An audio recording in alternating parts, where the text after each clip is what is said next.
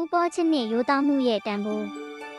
စိမ့်လန်းနဲ့ညောင်မင်းကြီးအောက်မှာဦးပေါ်ချစ်ဟာရက်တောင်လေးခတ်ရင်အေးအေးလူလူထိုင်နေပါတယ်။သူဟာရွာထဲကလူတွေရဲ့အခက်အခဲတွေကိုကူညီဖြေရှင်းပေးလို့ရှိတဲ့ပညာရှိတစ်ယောက်ပါ။တရွာလုံးကသူ့ကိုလေးစားချစ်ခင်ကြပါတယ်။လယ်သမားကြီးဦးဘဟာသူ့ရဲ့တစ်နှစ်စာစုဆောင်းထားတဲ့ငွေစလေးတွေကိုထည့်ထားတဲ့အိတ်ကလေးပျောက်ဆုံးသွားလို့စိတ်မကောင်းဖြစ်နေပါတယ်။သူဟာလမ်းတစ်လျှောက်မြေကြီးပေါ်မှာဒူးထောက်ပြီးအသေးအတန်လိုက်ရှာနေပါတယ်။ရွာထဲကလောဘကြီးတဲ့မောင်လူဟာလမ်းဘေးမှာကျနေတဲ့ငွေအိတ်ကိုကောက်ရသွားပါတယ်။သူဟာဘေးဘီကိုကြည့်ပြီးအိတ်ထဲကငွေတွေကိုထုတ်ကြည့်ကမယိုးသားတဲ့အကြံတွေထွက်ပေါ်နေပါတယ်။ဒီငွေတွေကိုငါပဲယူထားလိုက်ရင်ကောင်းမှာပဲလို့သူကတွေးနေပါတယ်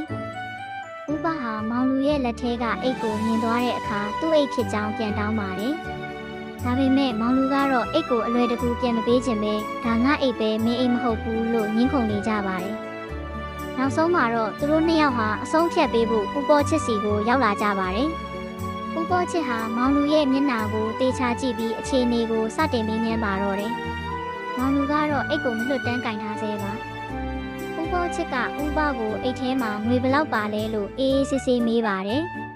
ဦးဘကကျွန်တော်အိတ်ထဲမှာငွေတင်ကအပြား50တိတိပါပါတယ်ခင်ဗျားလို့ရိုးရိုးသားသားပြန်ဖြေပါတယ်။မောင်လူကတော့ပိုရခြင်းနဲ့လောဘကြောင့်မဟုတ်ပါဘူး။အဖိုးကျွန်တော်ပျောက်တဲ့အိတ်ထဲမှာငွေတင်က100တောင်ပါတာပါ။ဒီအိတ်ကကျွန်တော်အိတ်ပါလို့လိန်ပြောလိုက်ပါတယ်။သူဟာဦးဘထက်ငွေပိုရခြင်းလို့အခုလိုလိန်လိုက်တာပါ